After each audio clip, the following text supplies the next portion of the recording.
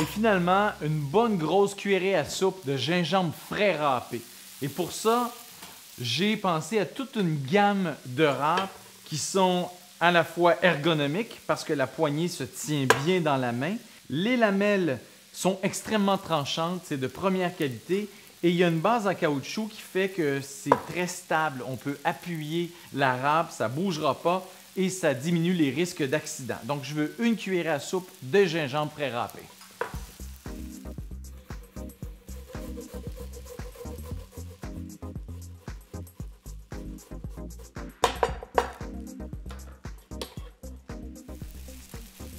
Faut pas oublier nos épices qu'on a moulées au début de la recette. Ça aussi, une bonne grosse cuillerée à soupe.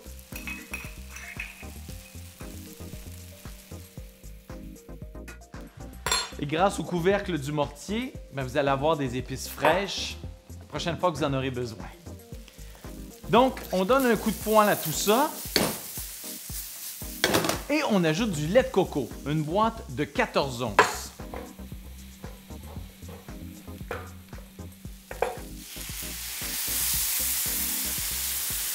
Ah, j'aime ce son-là. J'aime surtout ce que ça sent. Les épices, le lait de coco. Et là, on laisse mijoter ça doucement une dizaine de minutes. Mais avec la batterie de cuisine, on a aussi voulu des couvercles, mais en verre. Moi, j'aime ça quand je peux voir ce qui mijote à l'intérieur. C'est drôle parce que la première minute, en fait, tout ça se couvre de buée et ensuite, l'eau va perler sur le couvercle et ça redevient transparent. Bon, j'avais pas besoin du couvercle pour cette recette-là, mais je voulais vous montrer de quoi ça avait l'air. Donc, dans 10 minutes, la recette va être prête. Bon, ben reste à y goûter.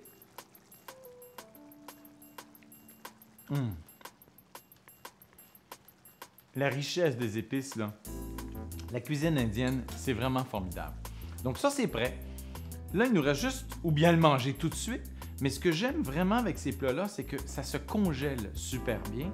Et parce que nous autres, on a beaucoup de lunch à faire pour les enfants, on s'est dit pourquoi pas penser à des accessoires pour justement se faire des lunchs. Alors, on a fait de la vaisselle qui deviennent des contenants. Des contenants qui sont vitrifiés, qui se lavent bien au lave-vaisselle, qui vont au congélateur, que vous pouvez utiliser pour gratiner quelque chose au four sans que ça brise. Ça va au micro-ondes. C'est vraiment des contenants multi-usages qui sont dans les mêmes couleurs que tout le reste qu'on fait. Et ils sont beaux à regarder. On n'est pas gêné de mettre ça même sur la table si on veut. Donc, notre plat qu'on vient de faire, pour moi, c'est un lunch parfait pour le bureau. J'ai mis du riz basmati dans un des plats. Je vais mettre notre plat de carré au poulet avec des pommes sur ça.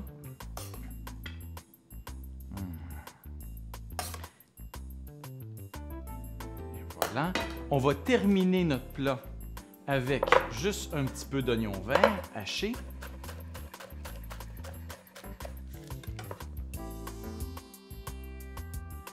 Bon, c'est certain que quand je me fais un lunch, je le laisse tiédir avant de le couvrir, mais on voulait aussi avoir des couvercles qui étaient suffisamment bombés pour qu'il y ait beaucoup de choses qui puissent aller dans nos bols.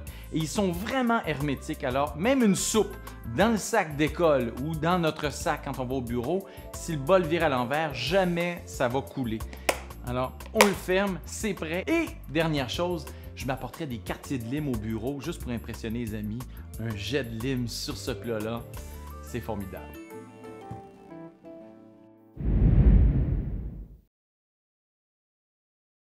Tout le monde aime les cupcakes, surtout les cupcakes au chocolat. En tout cas, chez moi, c'est toujours un gagnant et c'est pas compliqué à faire.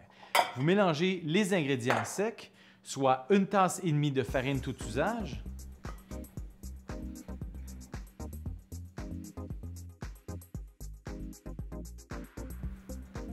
deux cuillères à thé de poudre à pâte,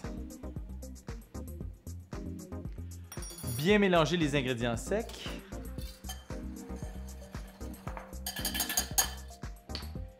et dans un autre bol, on va mettre le reste des ingrédients. Donc, 1 tasse de sucre,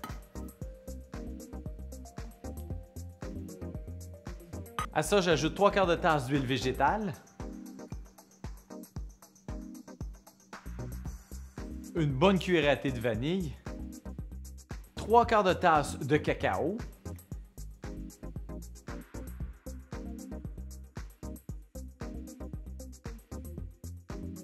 Et finalement, 2 œufs.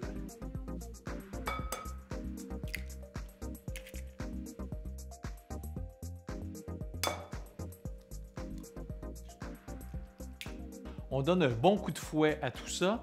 Ça peut être aussi fait avec une mixette. Ce que j'aime de mon fouet, c'est qu'il est scellé à la base, là où les broches entrent dans le manche, avec du silicone. Et ça, c'est bien important parce qu'au lave-vaisselle, le manche ne va pas se remplir d'eau et vous n'allez pas vous retrouver justement avec de l'eau rouillée qui tombe dans votre plat quand vous cuisinez. Alors, un bon coup de fouet.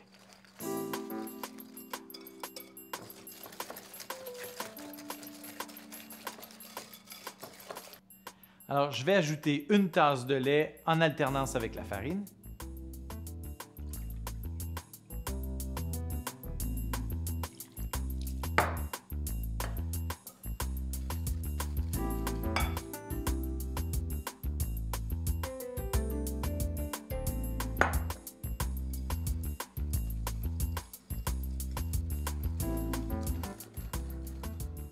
Aussitôt que la pâte est homogène, on arrête de brasser et on est prêt à mettre dans les cassolettes. Et comme chez nous, on adore et les muffins et les cupcakes, on a voulu avoir dans la ligne Ricardo des cassolettes, mais réutilisables pour arrêter de jeter le papier. Les cassolettes sont en silicone, ça se lave à merveille au lave-vaisselle et vous pouvez les mettre, oui, dans un moule à muffins, mais ce n'est pas nécessaire. Vous pouvez les mettre tout simplement sur une plaque à biscuits. Et pour mettre la pâte dans nos cassolettes, moi j'aime bien utiliser ma cuillère à crème glacée. Il y en a différentes grandeurs, mais c'est vraiment parfait pour portionner exactement la même quantité de pâte dans chaque cassolette. Alors on va enfourner nos cupcakes environ 25 minutes ou jusqu'à ce qu'un cure-dent en ressorte sec à 350 degrés. Quand les petits gâteaux sont cuits, on les laisse refroidir à température de la pièce.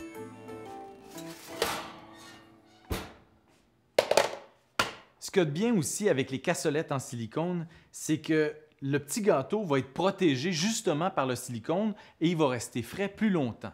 Quand vient le moment de retirer la cassolette, ça se fait super bien et il nous restera juste à le manger. Ce que j'aime aussi, c'est que le silicone permet de faire toutes sortes de formes pour nos petits gâteaux. Alors, on a inventé un moule où vous pouvez les interchanger et choisir le modèle que vous voulez. Alors que ce soit pour une fête particulière, la fête des mères ou autre chose, la Saint-Valentin, vous choisissez votre moule, vous mettez votre pâte, vous enfournez comme à l'habitude. Ce qu'il faut savoir, c'est que quand on travaille avec des moules comme ça en silicone, ça prend une pâte qui va vous donner un gâteau un petit peu plus ferme. Ça va vous aider grandement quand va venir le moment de les démouler. Donc, quand c'est froid, on va glacer. Décorer un gâteau, c'est pas très compliqué quand on a les bons accessoires. Et mon accessoire favori, c'est la poche à pâtisserie. Il y en a plusieurs types sur le marché. Celle que moi je voulais, c'était une poche qui allait être doublée à l'intérieur en plastique, ce qui fait que ça se lave bien, ça se nettoie bien, et l'extérieur en coton. Donc, il y a de la résistance, on va pouvoir la garder longtemps et juste assez grande pour pouvoir glacer un gâteau sans la remplir notre poche 2-3 fois. L'autre chose qui est intéressante, c'est que la poche vient avec différents types de douilles. Alors, la douille étoilée, mais pour la changer, disons qu'à mi-chemin dans votre gâteau, vous voulez écrire le nom de la petite ou du petit et vous voulez prendre un autre type de douille, on ne veut pas être obligé de vider tout notre sac. Donc, on va pouvoir dévisser la bague, changer notre douille et puis on est prêt. On peut continuer à décorer notre gâteau.